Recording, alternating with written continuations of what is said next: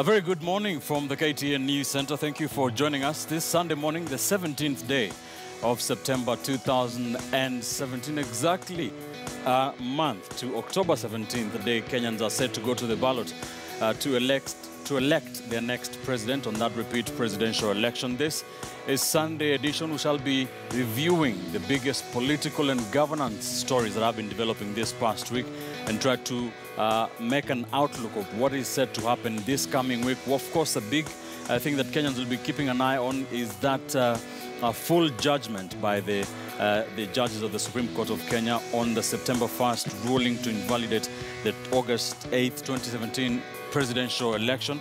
And of course, the campaigns and the intrigues surrounding the run-up to that poll, NASA and Jubilee embroiled in putting pressure on the Independent Electoral and Boundaries Commission to conduct a free and credible election. The IEBC under massive pressure, and now we understand the Electoral Commission could be mulling over a change of that October 17th date.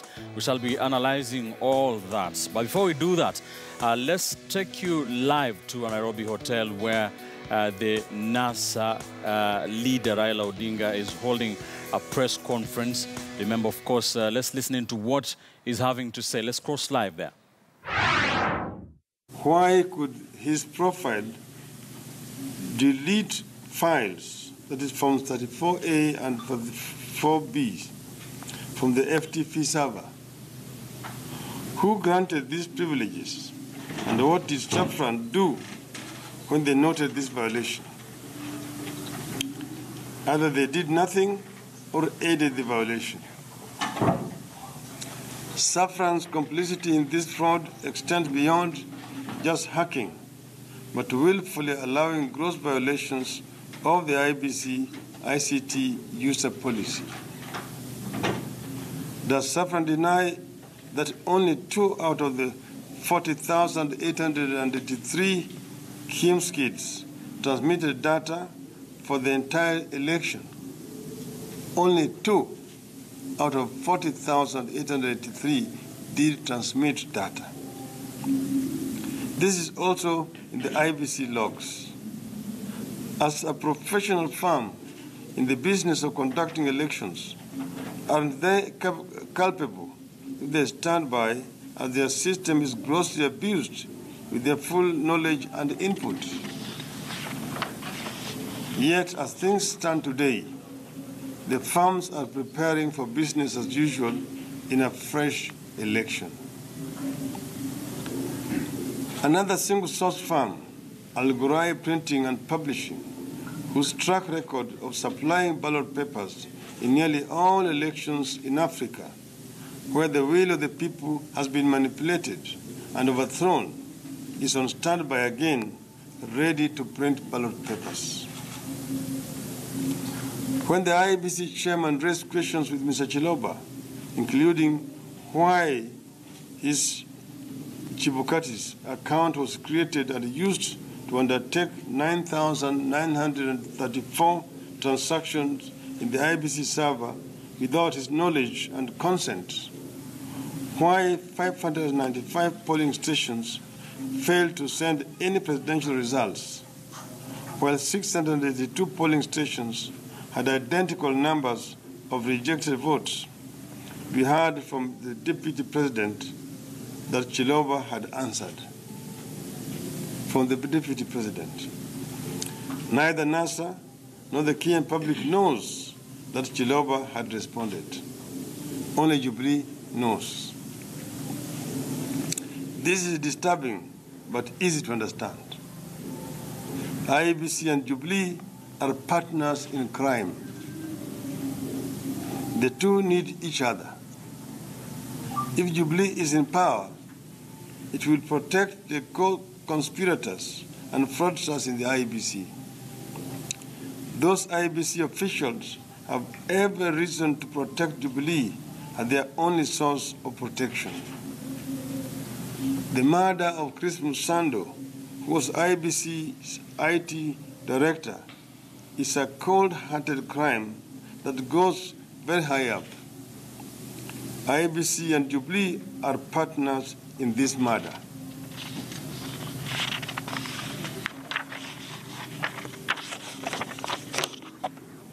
The question that follows naturally is, why should Kenyans trust these individuals and institutions with another election? Is it because the IEBC officials went on a retreat and buried their hatchets? Is it because Saffron supposedly conducted an audit and declared itself clean? Is it because Ezra Chiloba provided the answers and handed them over to Mr. William Ruto? Is it because Al Ghurair has now committed to transparent engagement with the people of Kenya? Are we counting on the very institutions and individuals who participated in a coup against the people of Kenya and tried to install a defeated candidate as a winner to ensure an accountable counting, tallying, transmission, and transparency of results? Our answer is no. IEBC, as currently constituted, together with the institutions that conducted the August elections, cannot conduct a free and fair elections in October. It is not in their interest to do so. And so today, we launch our campaign against any elections held by the IEBC as currently constituted. We shall go around the country sensitizing people about our case against elections by the IEBC. We shall sensitize our people about the reforms that must take place before they can be called to another election. As the opposition, we have instituted reforms to the election process before. We shall do it again. That is our focus and our goal. Because we instituted the use of technology in our elections, we were able to catch the thieves and fraudsters this time.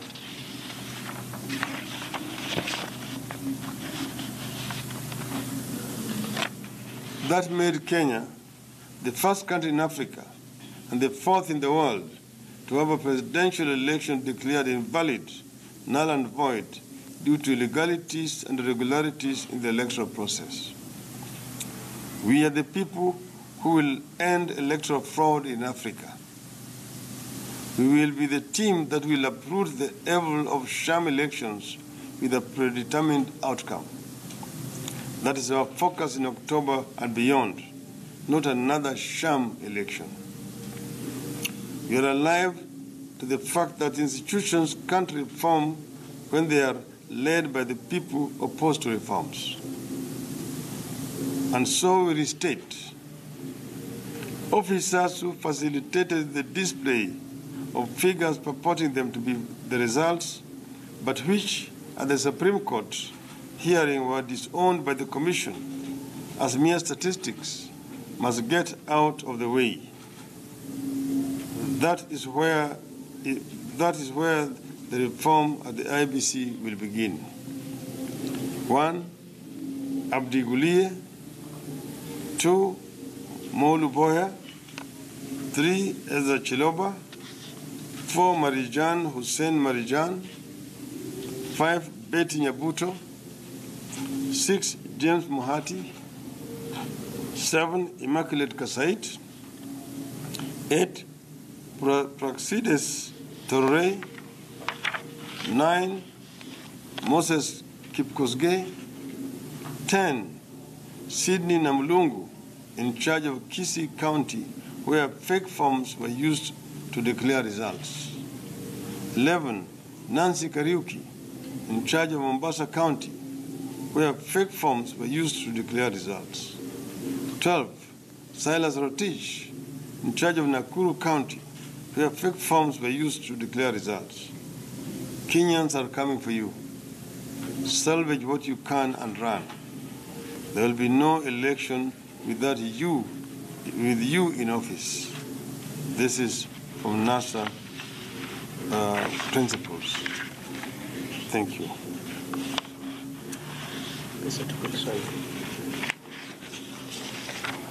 Kwa muktasari wa Kiswahili,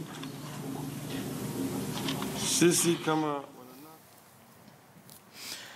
The National Super Alliance, NASA principals led by the presidential candidate and leader Raila Odinga there with a statement from NASA. Of course, the summary of it, of course, is making more of their demands and narrowing down on the IEBC, the Independent Electoral and Boundaries Commission, and its preparations for the October 17th or for the repeat presidential election. The NASA presidential candidate, they are listing some names of those IEBC electoral officials that NASA are demanding that they leave the Electoral Commission.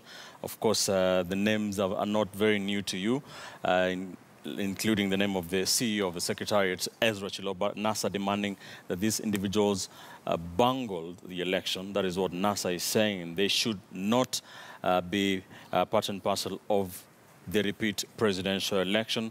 The NASA principals also did raise issues of some of the companies that are, will be supplying the IEBC with election materials. They did talk about Saffron Morpho, who will be, involved in or will be supplying the IEBC with some of those Kenya Independent Elections Management System, KIEMS kits.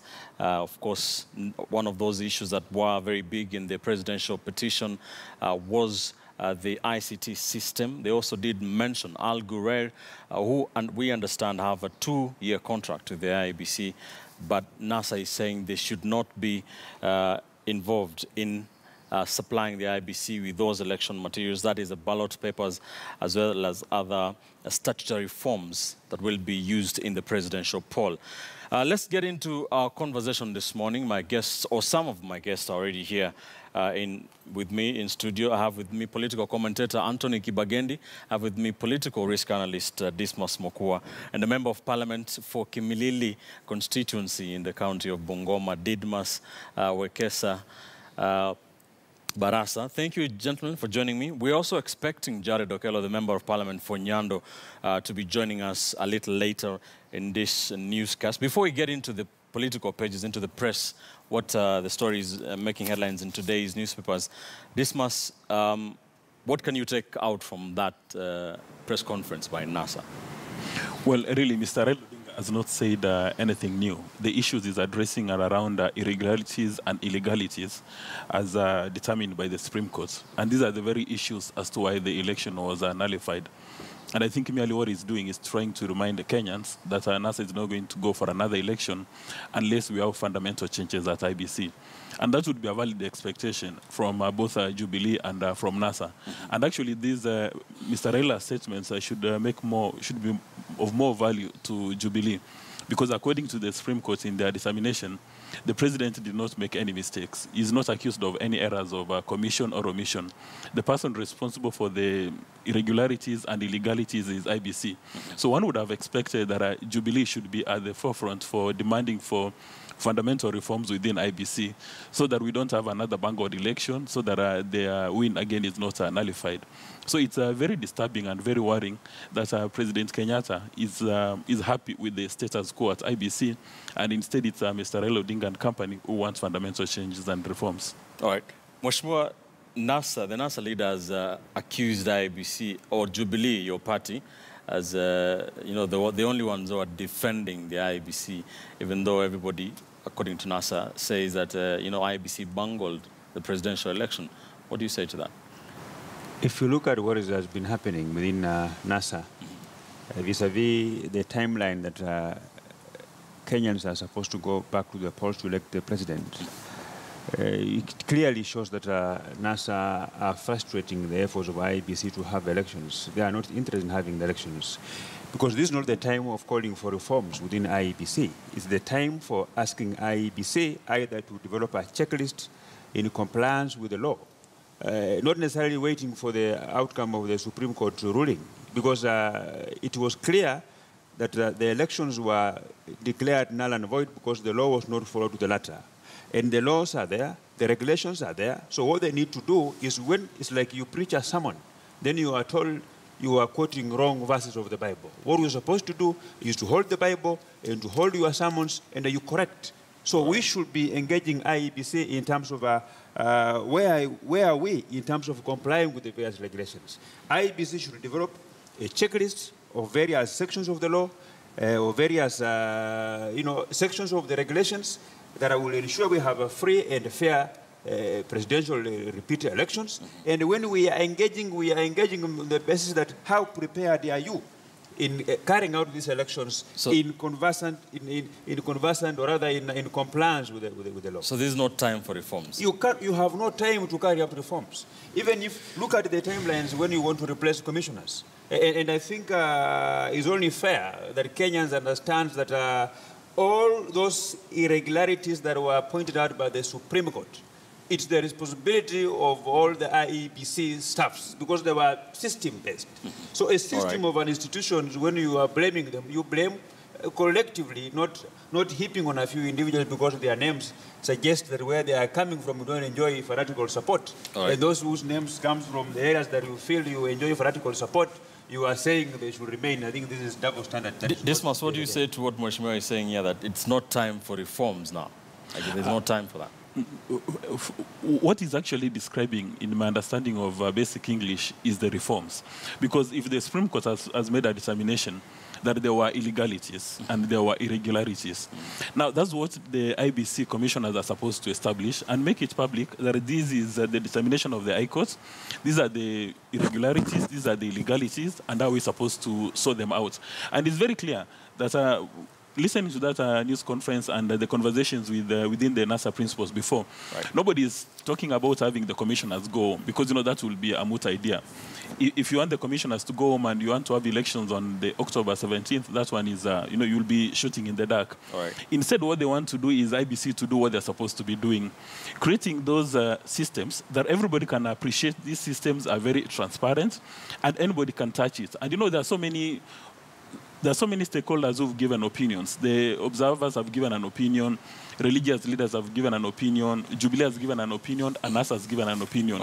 So what IBC really needs to come out is to create a bipartisan committee made up of Jubilee, NASA, as well as other key stakeholders, so that they can sit and have a conversation and establish, when we went for the elections, which mistakes did we make? What are these errors that we committed? And how do we restructure so that we have a system acceptable to everybody? And IBC shouldn't play to the NASA demands. They shouldn't play to the Jubilee demands. They should play to the cumulative interest of every Kenyan. Because you see, Kenyans are sick and tired every single day. You wake up in the morning. Jubilee is accusing IBC of errors of commission and omission. NASA is doing the same. Religious leaders are doing the same. And for majority of the Kenyans, they want to go and cast their ballots, and they want their ballot to count. And after that, they go on with their business. Because right now, Ben, there's a lot of propaganda. You don't know whether Jubilee is speaking propaganda. You don't know whether NASA is speaking propaganda, the religious leaders, the private sector. But the buck stops with IBC. And IBC, right now, they sit in a very unique position. And one wonders why they're not transparent. Because having this election is a matter of national interest. It's a public organization. Why can't they just come out and give us those systems so that we are happy?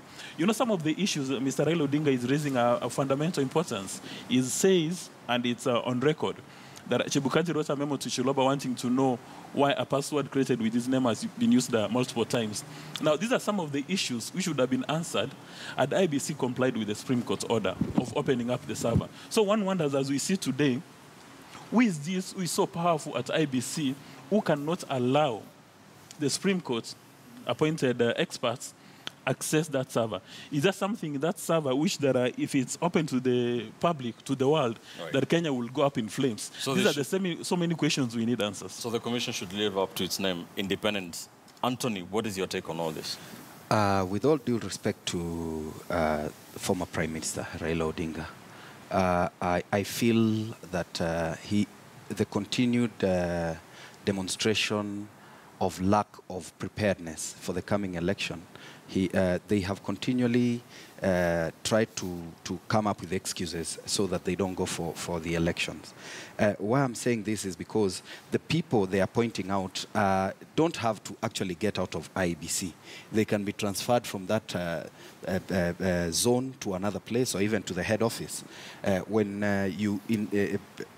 continually demand for their sacking, and they have not been investigated to establish that they were actually involved in misdemeanor, it is a demonstration of lack of preparedness. Like Mheshimiwa said here, what we need at this point is to increase vigilance from either the opposition and even Jubilee. Jubilee are the people who should actually be blaming IEBC, because IEBC made them lose their victory. Right. Because it is IEBC that the court ruled that they did not handle the elections the way it was desired. And I feel that all these sideshows that are aimed at ensuring we do not have elections at the agreed upon date. And what we actually need to do as Kenyans is to understand that these sensational utterances, these unfortunate utterances are not genuine. And if they were genuine, they would be talking about increasing vigilance, not demanding things that cannot happen within the timelines that we have. So you think NASA are not ready for an election? Absolutely. We'll get into that in more detail. Let's take a look at some of the stories making headlines in today's newspapers. This Sunday Standard, page 4 of the Sunday Standard, and that is, of course, the headline. Anxiety mounts as judges retreat to write judgment. This is, of course, the full judgment set to be given by the Supreme Court of Kenya. Attention will be shifting to that this coming week. Of course, that 21-day notice is set to lapse this week. And Dismas, I don't know what you've been hearing from your very informed circles, but it seems like these judgments are not ready. The four judges who voted for the invalidation of the presidential poll are said reportedly that they've never met since that day. What are you hearing? Well, you've hit the nail on the head that it's reported. There's not one of those 6 judges who's come out in the open and said that we have not met. And I'm not sure whether or not, even if they met, it's a requirement. Everybody's supposed to have an independent opinion when you are judged, because everybody has got the ability to exercise their decisional independence without having to consult anybody. So the good thing would be that we wait for the 21 days for us to see the full judgment. Because the only thing we got from when the Satan gave a brief judgment was essentially the determination.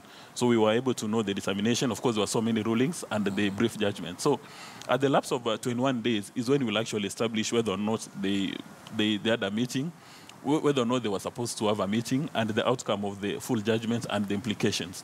And in my view, the people who are supposed to be nervous today are the key players in the political space, especially IBC. Because in one of their determinations, they said there were irregularities and there were illegalities. Right. So that kind of statement is what makes people at IBC nervous, that a number of them are going to be found having committed electoral offenses. And that judgment is going to be of interest to Mr. Keriako Tobiko, because Keriako Tobiko has said he cannot move on his own motion right now till he sees the judgment. And I think it would be a good idea that Keriako Tobiko, on a receipt of that judgment, within a day or two, he moves with speed and goes to IBC to establish who are these people who may have committed offenses, for them to be investigated. Because if you committed an offense at IBC, and all of them underwent several trainings on the electoral offenses, on what they were expected to do, on the do's and don'ts, if they made mistakes, especially if the mistakes were deliberate, then they should face the full force of the law. Because it's simply because of them that this election has been nullified. It's because of them that right now there is so much tension in the nation. It's because of them that the economy is stuck. Right now, when you speak to people who want to invest or people in the business sector, nothing is moving. And we'd like to know, these people who may have committed those errors of omission and commission, which fall under the electoral offenses, were they doing this on their own motion, or did they have a cartel somewhere giving them instructions? It would be very interesting. And I'm hoping that when they go to the judiciary, which has received a lot of flack from Jubilee, they would be able to get fair treatment, fair judgment. Because I recall from the time we attained independence, not a single Kenyan has ever been penalized for a bungled election. You have so many petitions coming up, there are so many offenses, but not a single Kenyan has ever spent time bind bars because of Bangor election. Maybe this would be a good time in our political history that if you've been appointed by IEBC to preside over an election, if you make a mistake, deliberate or otherwise, you are fined for that. All right. Mheshimiwa, that ruling by the Supreme Court did exonerate President Kenyatta from any wrongdoing in that case, in that row. Do you expect this full judgment to change anything? I think first, at times I get worried as a Kenyan that some of these confusions are usually brought by people who are really learned and very intelligent. And I meant to think at times that when you are too intelligent, you have doubts in your mind. But when you are an average Kenyan, you exude confidence. If you make a judgment about a matter, like today, if I decide that so and so should not come to this studio, then I will have the reasons at my fingertips. I don't need 21 days to transfer what the reason why I made that decision into a paper within 21 days. And I think we are in a very tricky situation. Because you can imagine even if Kerago Topiko will begin to arrest some people from IEBC, then IEBC will be incapacitated in terms of, even nobody will trust IEBC in terms of presiding over these elections. So we are not going to have this election within the 60 days as prescribed by the Supreme Court. And if you look at the electoral process, to me it's very simple. It doesn't need too much thinking. Because from the person that comes from, decides to leave your house to go to vote, you're being identified with the biometric that yes, indeed you are Ben Kitili, you are given the ballots, you decide if you're going to vote for Raila Odinga or President Uhuru Kenyatta, you tick, then you drop in the ballot box, then when evening comes, the counting is done, the results are declared on some form.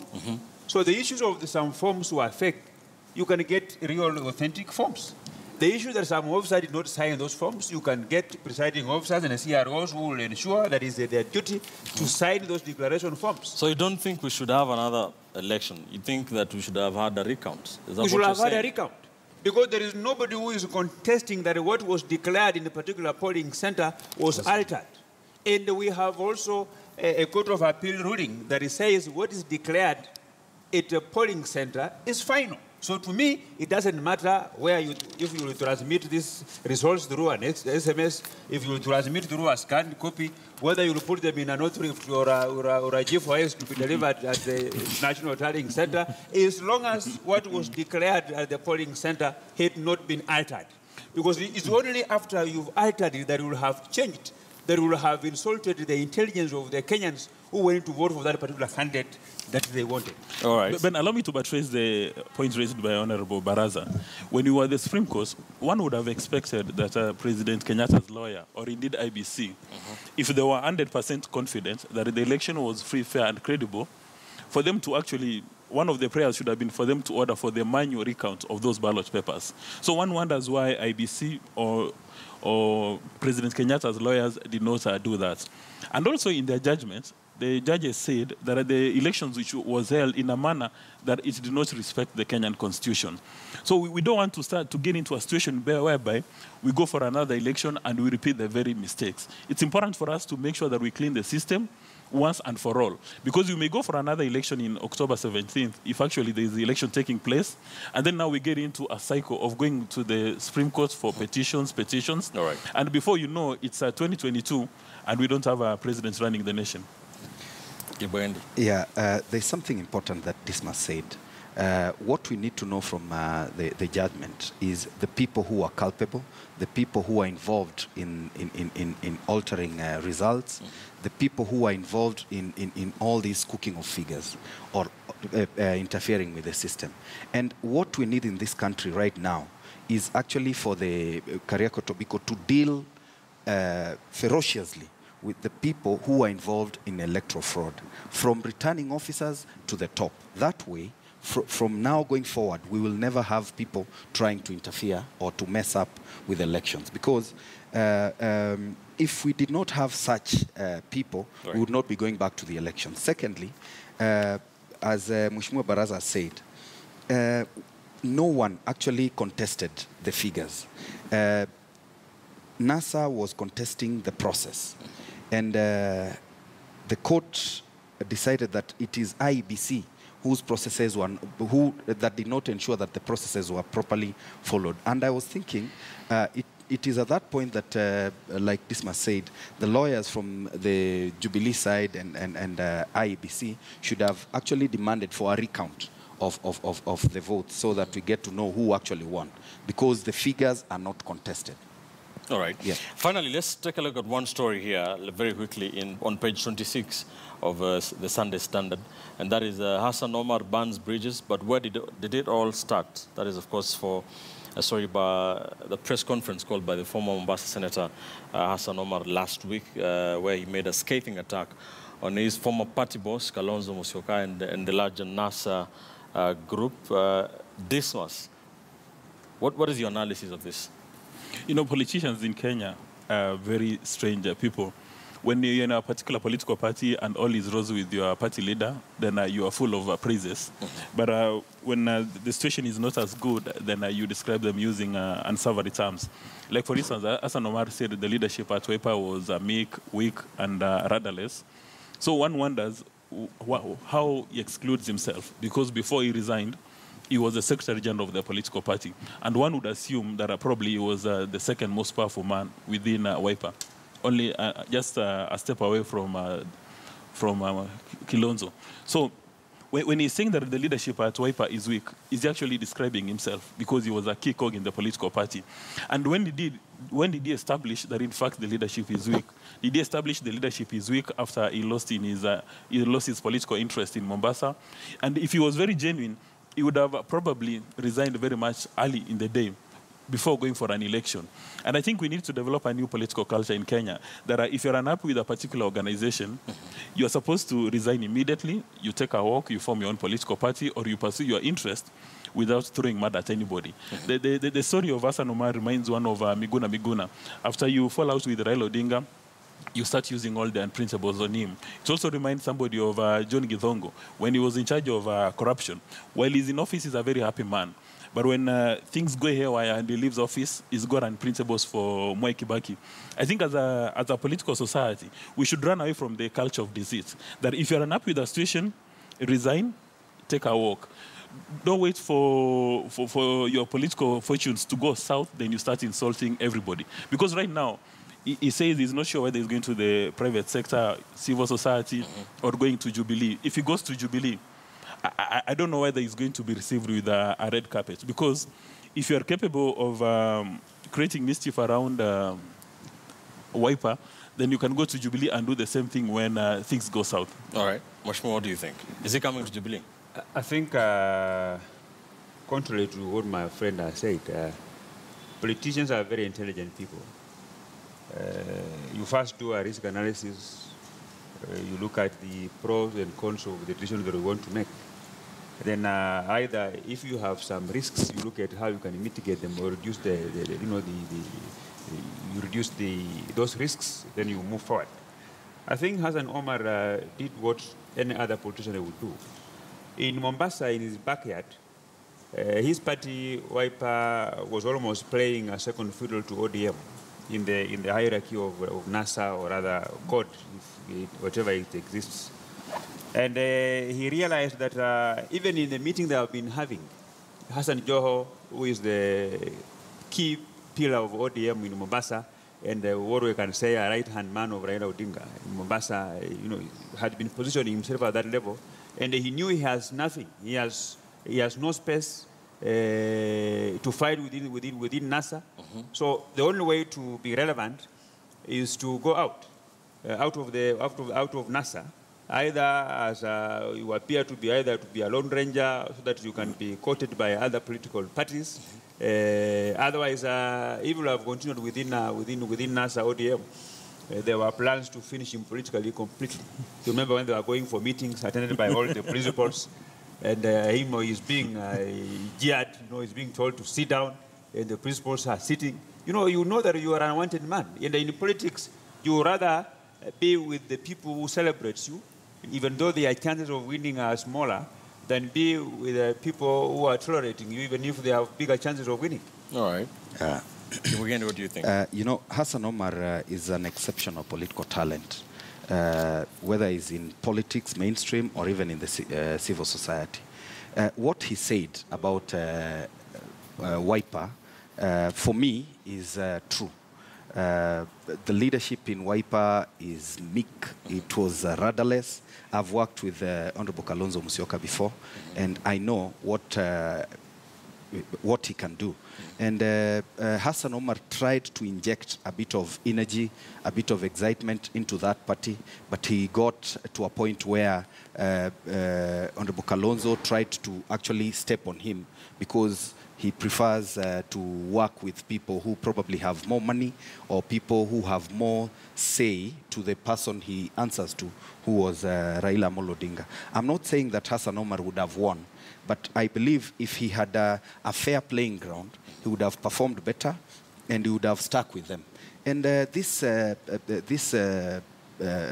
culture of NASA or ODM or Wiper continuously losing young people from their teams is a demonstration of lack of belief in young people, because if they genuinely wanted to have Hassan Omar within their ranks, they would have spoken to him early enough so that they tell him, hey, you go for Senate, let Joho go for this other seat, and we'll be able to accommodate you in our government. And you need to realize, Hassan Omar, this did not start yesterday.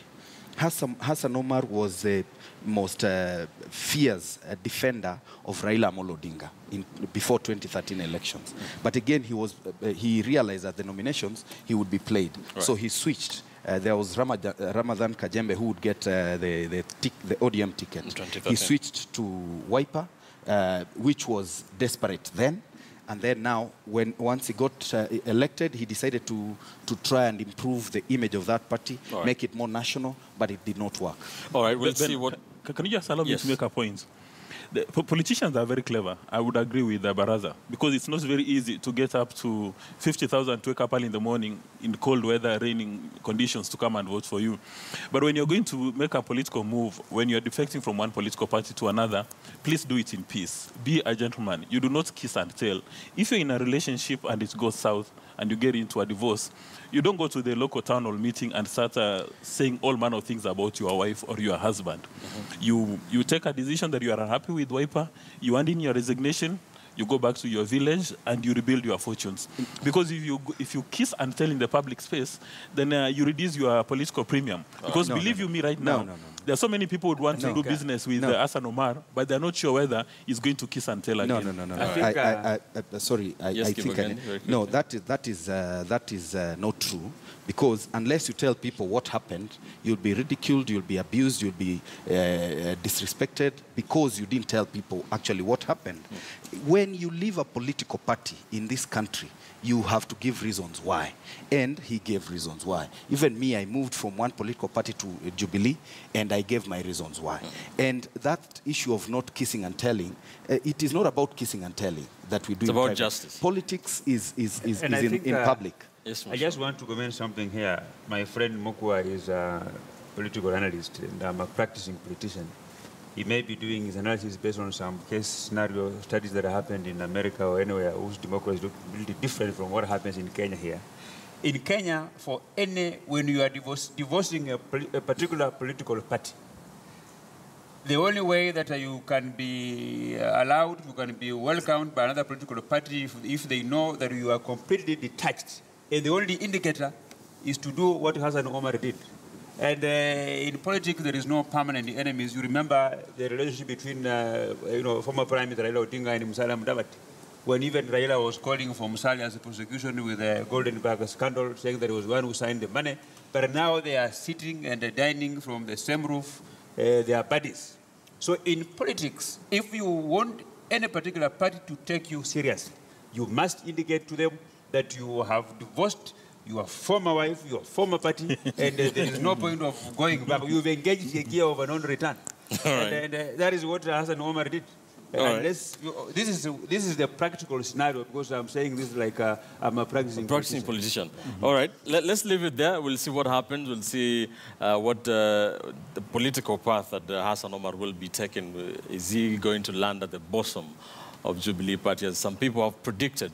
We'll wait and see. Let's take a quick commercial break here on the program. When we return, we shall be getting into the political campaigns, the strategies being used by both sides of the political divide, the Independent Electoral and Boundaries Commission, IEBC, and its preparations for the repeat presidential poll, and the challenges it is facing, key among them, whether or not to change that October 17th election date.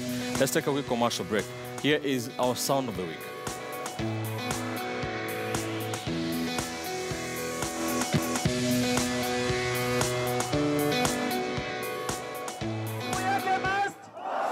Hauwezi kushtakiwa na tumbiri alafu hakimu akawa nyani ukasema utapata haki. Hatuwezi.